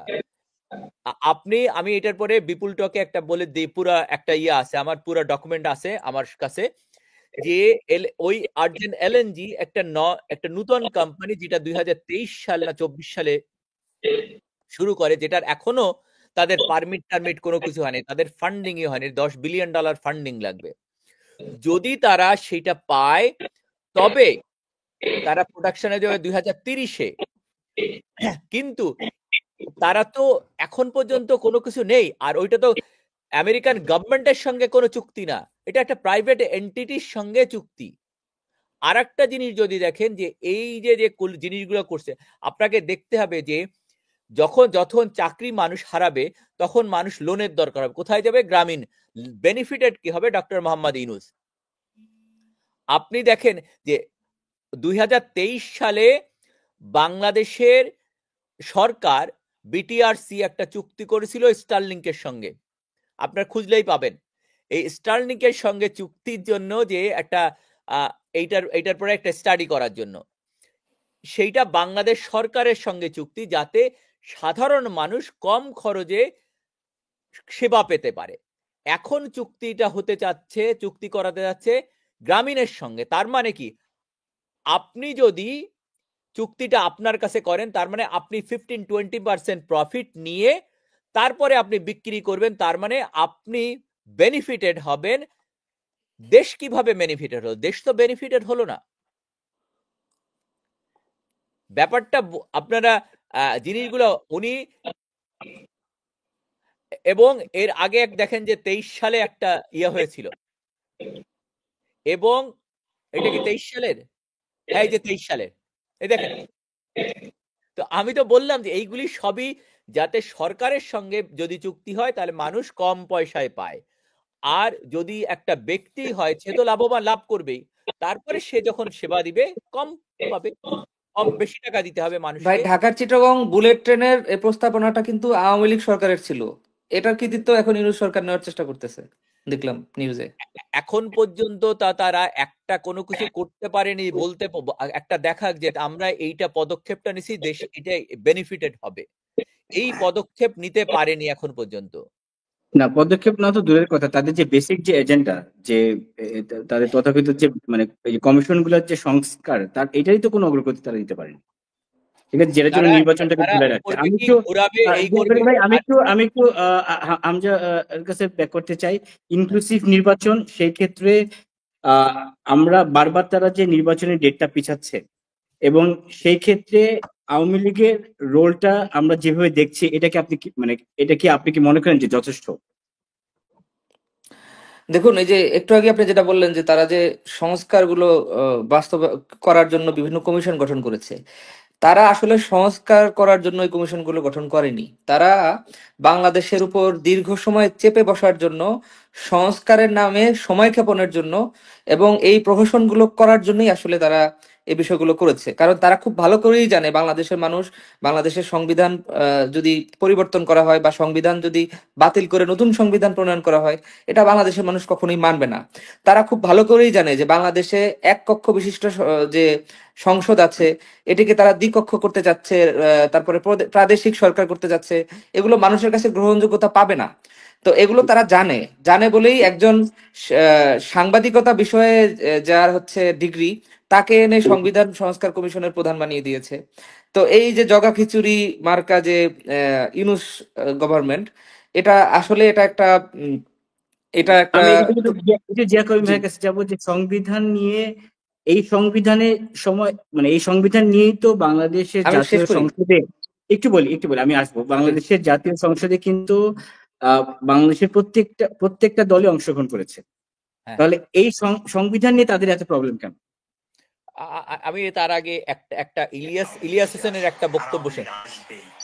আমি গ্যারান্টি দিলাম যদি আমার এই বক্তব্যের কারো পাল্টা কোনো যুক্তি প্রমাণ দিয়ে কেউ প্রমাণ করতে পারেন করেন, আমি আমাদের ক্ষমতায় গ্যারান্টি দিলাম। পাঁচার চামড়া সে বলতেছে যে সে গ্যারান্টি দিয়ে বলছে আওয়ামী লীগ ক্ষমতায় আসবে। আমি তো কেউ ঠেকাতে পারো বলে আমার খণ্ডন করতে পারো এটা। এখন আসেন সংবিধান 1972 সালে সংবিধান যে রচনা করা হয় 4টা মূলনীতির ভিত্তিতে আমাদের সংবিধান ছিল এবং সংবিধানে ক্লিয়ারলি ধর্মনিরপেক্ষতা, জাতীয়তাবাদ, আমাদের বাঙালি জাতীয়তাবাদ, গণতন্ত্র, সমাজতন্ত্র এই 4টি মূলনীতির ভিত্তিতেই আমাদের সংবিধান রচিত হয় এবং সংবিধানে সবার মৌলিক অধিকার সংরক্ষণ করা হয়। আমাদের দেশে হিন্দু আছে, বৌদ্ধ আছে, খ্রিস্টান আছে, উপজাতীয়রা আছে। উপজাতীয়রা আমাদের স্বাধীনতা সংগ্রামে যুদ্ধ করেছে। তারা বাংলাদেশের অংশ, তার বাংলাদেশের হিস্সা। এখন আপনি এসে বললেন আমার পাশের গ্রাম হিন্দু, ও তুমি হিন্দু তুমি চলে, এটা তো হতে পারে না, এটা মেনে নেওয়া যায় না। আমি একজন মানুষ, আল্লাহ তো যদি মুসলমান হন তাহলে বিশ্বাস করেন আল্লাহকে এবং আল্লাহ সবাইকে সৃষ্টি করছে। I create all men create, Allah create সবাইকে সৃষ্টি। আল্লাহ তো কাউকে হিন্দু বা খ্রিস্টান বা বৌদ্ধ সেই জন্য তাকে খাবার দিচ্ছে না তা না। পৃথিবীর যত টাকা আছে তার চেয়ে মুসলমানদের হাতে যে কয় টাকা আছে তার চেয়ে তো অনেক বেশি খ্রিস্টান ইহুদিদের কাছে আছে। কেন আল্লাহ দিলেন তাহলে? আল্লাহ তো কাউকে বলেন নাই। আল্লাহ কোরআন শরীফে বলছে you kill an innocent human being, you kill the whole humanity, you save a life, you save the whole humanity. আপনি যদি আমাদের ধর্মকে মানেন, কয়েকদিন আগে আমাদের মোল্লারা বলছে সুদ হারাম হারাম, এখন বলে সুদ হালাল হালাল। ওরা তো মুনাফিক। যারা পশ্চিমা বিশ্ব অনেক সময় বলে যে উইমেন বা চিলড্রেনদের দিয়ে ব্যারিকেড করে তারা আন্দোলন করছে, এখন একই অবস্থা বাংলাদেশেও একই অবস্থা করছে। তারা দেখিয়েছে যে এই যে বাচ্চাদেরকে মারা হয়েছে, বাচ্চাদেরকে মেরে ফেলতেছে পুলিশ, স্টুডেন্টদেরকে মেরে ফেলতেছে, ছোট ছোট বাচ্চাদেরকে গুলি করা হয়েছে, এইগুলা তো কোনো পাওয়া যাচ্ছে না হিসাব, যে হিসাবে তো মিলে না। যে অনেকে যা বলা হয়েছে যারা মারা গেছে তারা আবার ফেরত আসতেছে, তাদের পোস্টমর্টম কেন করা হলো না? আবার আবু সাইদ যখন, আপনি দেখেন ভিডিওটা একটু যদি আনতে পারেন তাহলে ভালো হয়। দেখেন যে ও যখন একজন মানুষের গুলি লাগছে সে পড়ে যাওয়ার কথা, রাইট? সে উঠে দাঁড়ালো, ওখানে কোনো রক্তের চিহ্ন নেই, তাকে হসপিটালে নেওয়া, তাকে চ্যাংদোলা করে নিয়ে যাওয়া হলো। এইগুলি তো মানুষকে দেখানো হয়েছে। এখন সংবিধান যদি মানেন, যে সংবিধানের ভিত্তিতে ইউনূস সাহেব শপথ নিছেন, তাহলে সংবিধান মানলে তাকে সংবিধান মেনে ইলেকশন দিতে হবে এবং সংবিধানে সবাইকে ইনক্লুসিভ করে ইলেকশন। সেনাবাহিনীর প্রধান বিডিআর হত্যাকাণ্ড নিয়ে কয়েকটা কথা বলেছেন এবং সেখানে বলেছেন যে আমি ইনক্লুসিভ নির্বাচন হতে হবে। ইনক্লুসিভ যদি করতে হয় তাহলে আওয়ামী লীগকে বাদ দিবেন। যে দেশের 40% মানুষ আওয়ামী লীগ করে, সেই তাকে বাদ দিয়ে আপনি নির্বাচন করবেন আর পৃথিবীর কোনো দেশ দেখবে না বা কোনো সব দেশ মেনে নিবে, এটা হতে পারে না, এটা হয় না। এটা কারণ আছে। আমি একটু হামজা, আপনি সংবিধান নিয়ে আমি একটু আপনার কাছে একটু ডিটেইলস শুনতে চাই। ভাই, ওরা যে এখন সংবিধানটা বাতিল করতে চাচ্ছে, ওদের মেইন যে অভিযোগটা হলো এই সংবিধান নাকি মুজিববাদী, এই সংবিধান নাকি আওয়ামী লীগের কথা বলে, এই সংবিধান নাকি আওয়ামী লীগের এজেন্ডা বাস্তবায়ন করে। তো আমি যদি একটু বিএনপির যে প্রতিষ্ঠাতা জিয়াউর রহমানের তার ব্যাকগ্রাউন্ডটা নিয়ে একটু কথা বলি। উনি কিন্তু মুজিবনগর সরকারের অধীনে, মানে আওয়ামী লীগ সরকারের অধীনে যুদ্ধ করেছেন এবং আওয়ামী লীগ যে মুজিবনগর সরকারের যে প্রধান বঙ্গবন্ধু শেখ মুজিবুর রহমান, তারপরে অস্থায়ী রাষ্ট্রপতি সৈয়দ নজরুল ইসলাম, প্রধানমন্ত্রী তাজউদ্দিন আহমেদ, তাদেরকে মেনেই কিন্তু উনি মুক্তিযুদ্ধ করেছেন। এবং 1972 সালের 26শে মার্চে তিনি একটি কলাম লিখেছেন পত্রিকায়, একটি জাতির জন্ম। এখান থেকে আমি জাস্ট কয়েকটি লাইন একটু পড়ে শোনাবো, যে আমাদের সংবিধান নিয়ে যে যাদের আসলে সমস্যা তাদের এই বিষয়গুলো জানা উচিত। জিয়া বলেছে, পাকিস্তান সেনাবাহিনীতেও বাঙালি অফিসারদের আনুগত্য ছিল না, প্রশ্নাতীত, অবশ্য গুটি কয়েক দালাল ছাড়া। ওরা আমাদেরকে দাবিয়ে রাখতো, অবহেলা করতো, অসম্মান করতো। দক্ষ ও যোগ্য বাঙালি অফিসার আর সৈনিকদের ভাগ্যে জুটতো না কোনো স্বীকৃতি ও পারিতোষিক, জুটতো শুধু অবহেলা, অবজ্ঞা। এখানে খেয়াল করেন, আমাদের আখ্যায়িত করত আওয়ামী লীগের দালাল বলে। একাডেমিক ক্লাসগুলোতেও সবসময় বোঝানো হতো আওয়ামী লীগ হচ্ছে ভারতের দালাল, পাকিস্তানের সংহতি বিনষ্ট করতেই আওয়ামী লীগ সচেষ্ট। এমনকি উদ্দেশ্য প্রণোদিত ভাবেই ক্যাডেটদের শেখানো হতো আমাদের জাতির পিতা বঙ্গবন্ধু শেখ মুজিবুর রহমান হচ্ছেন ওদের রাষ্ট্রের সবচেয়ে বড় শত্রু। তাহলে জিয়াউর রহমান কিন্তু একাধারে নিজেকে আওয়ামী লীগার, নিজেকে জাতির পিতা বঙ্গবন্ধু শেখ মুজিবুর রহমানের প্রতি আনুগত্য এবং বাংলাদেশের মুক্তিযুদ্ধ এটি যে আওয়ামী লীগের নেতৃত্বে হয়েছে বা আওয়ামী লীগ ছাড়া যে বাংলাদেশের মুক্তিযুদ্ধ সম্ভব ছিল না, এই বিষয়টি কি তুলে ধরেছেন। এবং এইটি কিন্তু বাংলাদেশের সংবিধানে প্রতিফলিত হয় যে আমাদের যে নতুন রাষ্ট্রের যে এজেন্ডা ছিল যে আমাদের রাষ্ট্রটি হবে গণতান্ত্রিক, সমাজতান্ত্রিক, ধর্মনিরপেক্ষ এবং বাঙালি জাতীয়তাবাদের ভিত্তি করে। তাহলে এই যে যারা এখন বলে যে সংবিধানটি মুজিববাদী, সংবিধানটি আওয়ামী লীগের, তারা কিন্তু আসলে জেনে বুঝেই বলে। কারণ জানে যে এই সংবিধান রাখতে হলে বা বাংলাদেশের একাত্তর যদি রাখে তাহলে আওয়ামী লীগের অবদানকে তাদের স্বীকার করতে হবে, বঙ্গবন্ধুর অবদানকে তাদের স্বীকার করতে হবে। এবং এই জন্যই তারা এই সংবিধানটিকে বারবার ছুঁড়ে ফেলার চেষ্টা করতেছে, বারবার কাটাছেঁড়া করতেছে। এই ৭৫-এর ১৫ই আগস্টের পরেও কিন্তু এই সংবিধানে কাটাছেঁড়া করা হয়েছে। এখানে ধর্মনিরপেক্ষতাকে বিতর্কিত করা হয়েছে, আল্লাহ সর্বশক্তি, বিসমিল্লাহির রহমানির রহিম এবং হচ্ছে রাষ্ট্রধর্ম ইসলামকে ঢুকিয়ে যে সামরিক শাসকরা তাদের ক্ষমতাকে কিন্তু শক্ত করার জন্য সংবিধানের উপর ছুরি চালিয়েছে। এবং এই যে নতুন যে ছাত্র তথাকথিত সমন্বয়ক মবন্বয়ক তাদের যে দল এনসিপি, তাদেরও কিন্তু অন্যতম প্রধান এজেন্ডা হচ্ছে একটি গণপরিষদ নির্বাচন দিয়ে ৭০-এর নির্বাচনের মতো তারা ৭০-কে, দেখেন তারা শুধু ৭১-কে রিপ্লেস করতে চায় না, তারা ৭০-এর নির্বাচনকেও রিপ্লেস করতে চায়, তারা আমাদের সংবিধানকেও রিপ্লেস করতে চায়। তারা বারবারই একটি কথা বলছে যে গণপরিষদ নির্বাচন দাও, নতুন সংবিধান প্রণয়ন করো। মানে তাদের মূল উদ্দেশ্যই হলো যে আমরা যে বাঙালি জাতি হিসাবে পাকিস্তান থেকে যুদ্ধ করে আমাদের উপর পাকিস্তান যে গণহত্যা চালিয়েছে, যে জেনোসাইড চালিয়েছে, এই বিষয়গুলোকে তারা ভুলিয়ে দিয়ে তারা ৪৭-এর পরে ডিরেক্ট ২৪-এ তারা ফেরত আসবে। এটি হচ্ছে তাদের মূল এজেন্ডা। এবং এই জন্যই বারবার তারা সংবিধান নিয়ে কথা বলছে। তাদের যে আধ্যাত্মিক গুরু ফরাদ মাজার, সে কিন্তু বারবারই এই সংবিধানকে বাতিল করে বা সংবিধানের অধীনে জাতীয় উপদেষ্টারা শপথ না নেয়, সে কিন্তু ৫ তারিখের পর থেকে এগুলো বলে আসছে যা এই সংবিধানের অধীনে করা যাবে না, বিপ্লবী সরকার করো, জুলাই প্রোক্লেমেশন করো। তারা কিন্তু এগুলো বলছে, তারা জানে যে যেই অপরাধ তারা করেছে, যে সাংবিধানিকভাবে নির্বাচিত একটি সরকারকে তারা জোরপূর্বকভাবে ক্ষমতাচ্যুত করেছে, এই অপরাধের দায়ে তারা প্রত্যেকে ফাঁসির আসামি। তারা খুব ভালো করে জানে এবং এটি জানে বলেই তারা এই সংবিধানকে বারবার ছুঁড়ে ফেলতে চায়।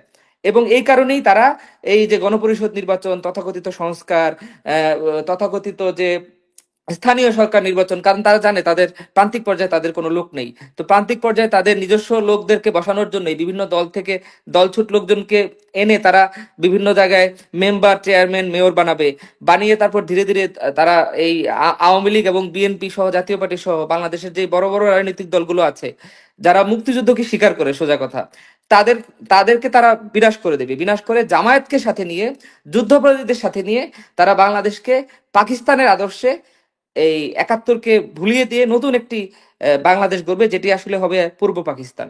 এটি আসলে তাদের মূল উদ্দেশ্য। ধন্যবাদ হামজা, খুব সুন্দর ব্যাখ্যা দেওয়ার জন্য। আমরা আমাদের অনুষ্ঠানের শেষ পর্যায়ে চলে আসছি। আমি জিয়া করিম ভাইয়ের কাছে তার ক্লোজিং রিমার্ক শুনবো। তার আগে একটি পয়েন্ট নিয়ে কথা বলতে চাই। আপনি এডুকেশন সিস্টেম নিয়ে বলেছেন। আমরা জানি যে এইচএসসি পরীক্ষা, এসএসসি পরীক্ষা প্রত্যেকটি ছাত্র জীবনে কতটুকু গুরুত্বপূর্ণ। তাদের এন্টায়ার মানে আর্লি স্টুডেন্ট লাইফের যে স্যাক্রিফাইস, ওইটার কিন্তু আউটকামটা এসএসসি এবং এইচএসসি পরীক্ষার মাধ্যমে আমরা পেয়ে থাকি এবং এটার উপর বেস করেই আমাদের ক্যারিয়ারটা গঠিত হয়। আমাদের কাছে সুস্পষ্টভাবে তথ্য আছে যে প্রতিটি বোর্ডে প্রায় ২০ থেকে ২৫,০০০ ছাত্রছাত্রী পরীক্ষা দেয়নি এবার। তার মানে প্রায় ১ লক্ষ ছাত্রছাত্রীর উপরে কিন্তু এবার বোর্ড এক্সামে অ্যাপিয়ার করেনি। তার মানে এই ১ লক্ষ পরিবারের উপর কি অসহনীয় যন্ত্রণা, এই ছাত্রদের কি অসহনীয় যন্ত্রণা আসলে। তো আমি জিয়া করিম ভাইয়ের কাছে আপনার ক্লোজিং রিমার্ক চাবো এই ইস্যুটিকে আপনি একটু অ্যাড্রেস করে। ধন্যবাদ।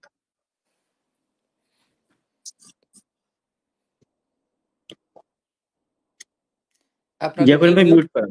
মিউট করা আছে, আনমিউট করেন। একটা কথাই আছে যে আমাকে একটি শিক্ষিত মা দাও, আমি তোমাকে শিক্ষিত জাতি দিব। তো আমি যদি আমাদের চিন্তা করি যে আওয়ামী লীগ সরকারের অবদান যেগুলি ছিল, যে তারা মেয়েদের শিক্ষার ব্যাপারে প্রাধান্য দিয়েছে এবং মেয়েদের শিক্ষা প্রতিটা জায়গায় স্কুলে গেলে, আমি গত 23-এ স্কুলগুলোতে কিছু স্কুলগুলোতে গিয়েছি, সেখানে দেখেছি মেয়েদের সংখ্যা অনেক বেশি। কারণ বিএ পর্যন্ত বোধহয় মেয়েদের শিক্ষা ফ্রি আছে, যে তারা ফ্রি পড়ালেখা করে, বৃত্তি দেওয়া হতো মেয়েদের। কিন্তু এইগুলি যদি বন্ধ করে দেওয়া হয় বা এই যে শিক্ষাটা না পায়, তাহলে কি হবে? তাহলে একটা জাতি আগাতে পারবে না। তো এই জাতিকে যেভাবে দেখা যাচ্ছে যে এই জাতিকে পিছিয়ে দেওয়ার জন্য, যে শিক্ষা হলে কি হবে, যাতে একটা আমি আমি রিক্সা চালাই, আমি কখনো কি চাইবো যে আমার ছেলে রিক্সাই চালাক বা তা আমার পরবর্তী প্রজন্ম তারপর না। আমরা চাই যে জাতিটা শিক্ষিত হয়ে মানুষ বিদেশে যাক আর দেশে যাক, নিজের শিল্প কলকারখানা গড়ে তুলতে পারবে একজন শিক্ষিত হলে। কিন্তু যার কোনো শিক্ষা নেই, সে তো সেটা পারবে না। যার জন্য এই শিক্ষা ব্যবস্থাকে ধ্বংস করার জন্য দেখেন বইগুলি এখনো তারা পাচ্ছে না, বা মানুষের আমরা এই আন্দোলন, তথাকথিত আন্দোলনের পরে এদেরকে স্কুলে বা ক্লাসরুমে ফেরাতে পারিনি বা ফিরাইনি কারো ইন্টেনশনালি, যাতে এরা আমাদের কাছে থেকে যায় বছরের পর বছর, যাতে অশিক্ষিত থেকে যায়, এদেরকে দাবিয়ে রাখা যায়। সেইটাই তারা করছে এখন। আপনি দেখেন সৌদি আরবে লোক পাঠাই, কিন্তু কেন আমরা টেকনিক্যাল দিকে মানে একটু মানে শিক্ষিত করতে পারি না? তাহলে তো যে যে দিন মজুর, সে হয়তো অন্য কোনো ভালো কাজ করতে পারে, নার্সিং আছে, মানে আপনার ইলেকট্রিশিয়ান বলেন, প্লাম্বিং বলেন, বিভিন্ন কাজ আছে। এইগুলো যদি আমরা শিখাতে পারি, তাহলে উপার্জন তাদের উপার্জন আরো বাড়বে, তারা ভালোর দিকে যাবে, তাদের তাদের তাদের তাদের পরবর্তী প্রজন্মকে শিক্ষিত করে তুলতে পারবে। এইগুলি যাতে না হয়, যার জন্য শিক্ষা ব্যবস্থাকে ধ্বংস করার জন্য উনি বিভিন্ন ভাবে কাজ করছেন। এখন যিনি শিক্ষা উপদেষ্টা আছে, ওয়াহিদুদ্দিন মাহমুদ, এই বই আসবে, আসে না। ওনার যদি ওনার ব্যাপারে রিসার্চ করে দেখেন, ওনার যিনি শ্বশুর ছিলেন, তিনি স্বাধীনতা বিরোধী ছিলেন, এম.এন. হুদা, এবং তার যিনি শ্বশুর ছিলেন, তিনি ছিলেন তমিজউদ্দিন খান, মৌলানা তমিজউদ্দিন খান, মৌলভী তমিজউদ্দিন খান, গুগল করলে পেয়ে যাবেন, যিনি মুসলিম লীগার ছিলেন, স্বাধীনতা বিরোধী ছিলেন। এরা সব স্বাধীনতা বিরোধী। সুতরাং এদের কাজই হচ্ছে যে বাংলাদেশকে পিছিয়ে কিভাবে আবার পাকিস্তান আদলে বানানো যায় এবং পাকিস্তানের চেয়ে নিচে নামানো যায়। এইটা হচ্ছে তাদের একটা এজেন্ডা, যে আমরা ৭১-কে মানি না, আমরা ৭১ মুজিববাদ বলে কোনো, তারা তো মাঝে মাঝেই বলে যে মুজিববাদ, জিয়াবাদ দুইটারই কবর দিতে হবে। বঙ্গবন্ধুর নেতৃত্বে আপনারা যদি ২৭-২৭ মার্চ জিয়াউর রহমান যে ঘোষণা দিয়েছে, সেখানেও বঙ্গবন্ধুর কথা বলেছে, সেখানেও বঙ্গবন্ধুর জয় বাংলা বলে উনি ঘোষণা শেষ করেছেন। এইগুলি সবই ছিল। এখন তারা যেটা চাচ্ছে, যে তারা এই পুরা জিনিসটাকে রিসেট বাটন, যেটা বলেছেন ভয়েস অফ আমেরিকা আনিস ভাইয়ের সঙ্গে সাক্ষাৎ, যে উনি রিসেট বাটন প্রেস করেছেন, উনি রিসেট সবকিছু বিলীন করে দিয়ে যাবেন, আর বাংলাদেশের মানুষ বসে বসে দেখবে। এটা হতে পারে না।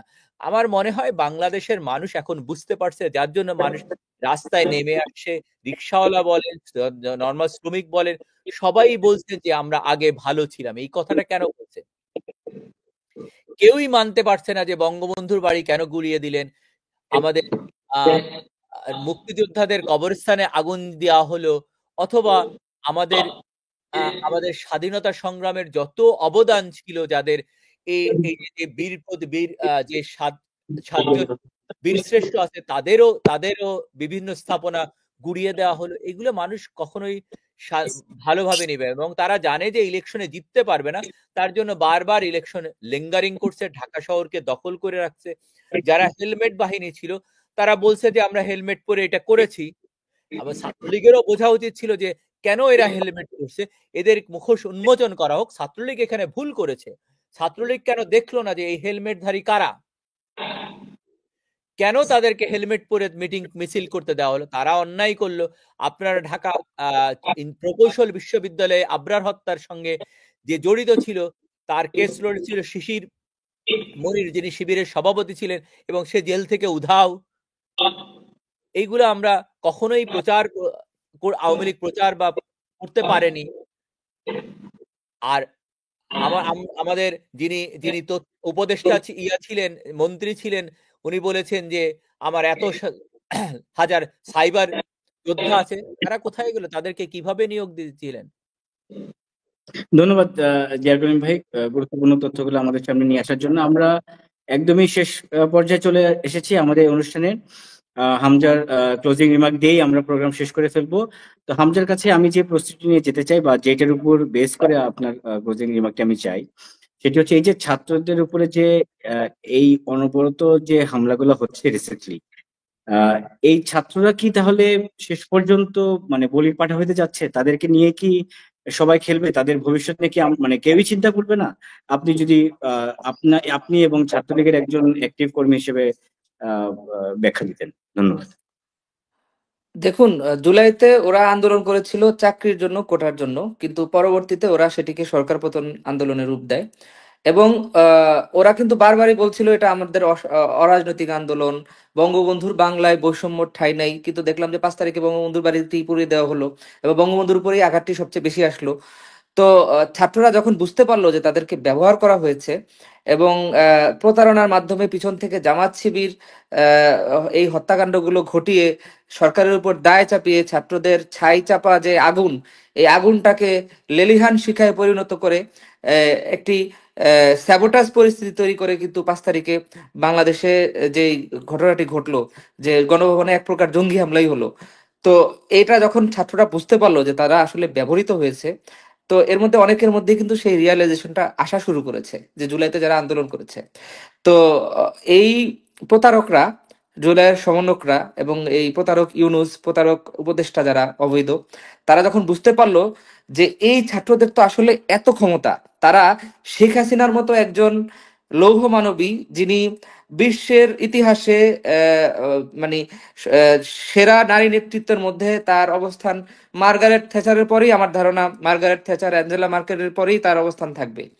তো তার মতো একজন নেত্রী যখন এই জঙ্গি হামলার কারণে নিজ দেশ ছেড়ে পাশের দেশে গিয়ে আশ্রয় নিলেন, তো এর এত বড় একটি ঘটনা ছাত্রদের কাঁধের উপর ভর করে কিন্তু ইউনুস এবং এই প্রতারক সমন্বয়করা করে ফেললো। তো তারা বুঝলো যে এই ছাত্রদের যখন রিয়ালাইজেশনটা আসবে, তারা যখন আমাদেরকে আসলে ধরবে, আমরা আমাদের গতিটা রক্ষা করতে পারবো না। এই জন্য তারা সেই যে আগের ফর্মুলায় ফিরে গেল। আপনি দেখেন 1975 সালের 7ই নভেম্বর জাসদ সহ গণবাহিনী কিন্তু জিয়াউর রহমানকে ক্ষমতায় এনেছিল। জিয়াউর রহমান যখন বুঝতে পারলো যে এই জাসদ এবং এই গণবাহিনী, এদের হাতে এত ক্ষমতা, ওমা তারা তাহলে তো এদেরকে রাখা যাবে না, এদেরকে আগে সাইজ করতে হবে। জিয়াউর রহমান কিন্তু জাসদ এবং গণবাহিনীর বড় বড় নেতাদের, কর্নেল তাহের সহ, তাদেরকে কিন্তু এই বিপ্লবী সৈনিক সংস্থা যারা ছিল, তাদের প্রত্যেককে কিন্তু ফাঁসিতে ঝুলিয়েছেন অথবা গুম করেছেন অথবা নির্বিচারে মেরেছেন। তো এই ইউনুস এবং প্রতারক সমন্বয়ক যে উপদেষ্টা এবং জঙ্গি সরকার, তারাও একই ফর্মুলায় হাঁটছে। তারা বুঝে ফেললো যে এই এই এই ছাত্ররা একসময় আমাদের প্রতি মারমুখী হবে, কারণ আমরা তো আসলে ওদেরকে ব্যবহার করেছি, আমরা তো ওদের সাথে প্রতারণা করেছি। চাকরির কথা বলে এখন উল্টা বৈষম্য করছি। বাংলাদেশে এখন নিয়োগ পরীক্ষা হয় না, আগে প্রত্যেক শুক্রবার বাংলাদেশে চাকরির একটা উৎসব লেগে যেত, প্রত্যেক শুক্রবারে ছাত্ররা দল বেঁধে পরীক্ষা দিতে যেত। কিন্তু এখন কোনো পরীক্ষা হচ্ছে না। উল্টো প্রান্তিক যে নারীরা, তারা যে প্রাইমারি চাকরি পেত, তাদের কাছ থেকে সেই কিন্তু অধিকারটা কেড়ে নিয়ে নিয়ে নিয়ে নেওয়া হলো। যাদের এজেন্ডা হচ্ছে নারী শিক্ষাকে বন্ধ করা, নারীদেরকে ঘরের বন্দি করা এবং নারীদেরকে পিছিয়ে দেওয়া, যে মৌলবাদী যাদের এজেন্ডা, জামায়াত শিবির চক্র এবং স্বাধীনতা বিরোধী এবং বাংলাদেশে যারা এই অন্ধকারের রাজনীতি করে, তাদের অন্যতম এজেন্ডা হচ্ছে নারীদেরকে ঘরবন্দি করা, এবং সেটাই কিন্তু তারা করছে। তো ছাত্ররা যখন এই রিয়েলাইজেশন গুলো তাদের মধ্যে আসা শুরু করলো এবং একে একে তারা প্রতিবাদ করা শুরু করলো, যখন এই তখন কিন্তু তাদেরকে এভাবে মারতেছে, তাদেরকে এভাবে হামলা করতেছে। এবং এটা নিয়ে কিন্তু যে দালাল যে সকল সমন্বয়ক যারা জুলাইতে এই 29 মিলিয়ন ডলারের ভাগ পেয়েছে, তারা কিন্তু এটির পক্ষ অবলম্বন করছে। বিভিন্ন যে বিশ্ববিদ্যালয়ের বিভিন্ন পেজ, এগুলো আসলে জামাত শিবির নিয়ন্ত্রিত, তারা কিন্তু এখন এই ছাত্রদের উপর হামলাকে সমর্থন জানাচ্ছে। তো এটি আসলে তাদের সেই পরিকল্পনারই অংশ, যে এই ছাত্ররা যাতে আর মাথা তুলে না দাঁড়াতে পারে, যেই ছাত্ররা বাংলাদেশে এরকম একটি স্যাবোটাজ ঘটিয়েছে, তারা যাতে সেই ডাউন মোরালিটি নিয়ে তারা যাতে আর কখনো বাংলাদেশে মাথা তুলে না দাঁড়াতে পারে। দেখেন এখন কিন্তু কোনো পড়াশোনা নেই, এখন এরা দুদিন পর পরই হচ্ছে আন্দোলন করে, এই অটোপাসের জন্য এই করে সেই করে, এদের মধ্যে কিন্তু সেই শ্রদ্ধা ভক্তিও নেই, শিক্ষকদেরকে তারা মারধর করছে, টোটালি শিক্ষা ব্যবস্থাটাকে ধ্বংস করে দেওয়া হয়েছে। এবং এদের মূল এজেন্ডাই হলো এই যে জিয়া ভাই যেটি বললো যে পাকিস্তানকে গ্লোরিফাই করে, দুদিন পর পরে দেখবেন পাকিস্তানে কোন খনি আবিষ্কার হয়েছে এই নিউজ বাংলাদেশের মিডিয়ায়, পাকিস্তান কোন কি কি আবিষ্কার করছে এটা বাংলাদেশের মিডিয়ায়, পাকিস্তানকে গ্লোরিফাই করা এবং বাংলাদেশের স্বাধীনতাকে ভুল প্রমাণ করা, এটা হচ্ছে তাদের মূল উদ্দেশ্য। এবং এই কারণেই তারা তাদের এই ক্ষমতাকে দীর্ঘস্থায়ী করার জন্যই আসলে যেই ছাত্রদের ঘাড়ে চেপে তারা ক্ষমতায় আসলো, সেই ছাত্রদেরকে তারা আসলে বলি পাঠা বানাতে চাচ্ছে। ধন্যবাদ সবাইকে। আজকে আপনারা দেখছেন কি একটা ছোট্ট জিনিস যে ওদের যে সদস্য সচিব ছিল এনসিপির, তানভীর সাময়িকভাবে বহিষ্কার করছে, প্রথম আলোর নিউজে যেটা বললো, কারণ সে চাঁদাবাজি থেকে শুরু করে এটা ওপেন সিক্রেট, এখন তারা চাঁদাবাজি করছে, তাই না? ওই নিউজটা আনতে পারেন একটু, সব দেখে নিক দর্শকরা, প্রথম আলোতে আছে তানভীরের ইয়া।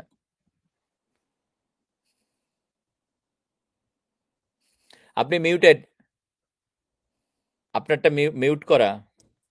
আপনি মিউট করা ভাই। প্রেস এক্সপ্রেস টিমকে বলবো এই সংবাদটি একটু দর্শকদের সামনে নিয়ে আসার জন্য। আমরা প্রোগ্রামের একদমই শেষ প্রান্তে চলে এসেছি। আমি হাসানকে পাঠালাম। প্রেস এক্সপ্রেস সবসময় আপনাদের সাথে আছে, সাথে থাকবে। আমরা আজকের যে প্রোগ্রাম থেকে বুঝতে পারলাম যে ছাত্রদের উপরে যেই ধরনের হামলা নিপীড়ন হচ্ছে এবং তাদের যে মৌলিক অধিকার, তাদের যে এডুকেশন, এই ব্যবস্থা যে ধ্বংস করে দিয়েছে এই অবৈধ সরকার, আমরা এটি দ্রুত সমাধান আশা করব। এবং আপনারা প্রেসের সাথে থাকবেন, আমাদের সোশ্যাল মিডিয়া যে পেজগুলো আছে, যে চ্যানেলগুলো আছে, এটি সাবস্ক্রিপশনের মাধ্যমে আমাদের সাথে কানেক্টেড থাকবেন। খুব শীঘ্রই আবার সবার সাথে দেখা হবে। ধন্যবাদ। জয় বাংলা, জয় বঙ্গবন্ধু। জয় বাংলা। জয় বাংলা। জয় বাংলা।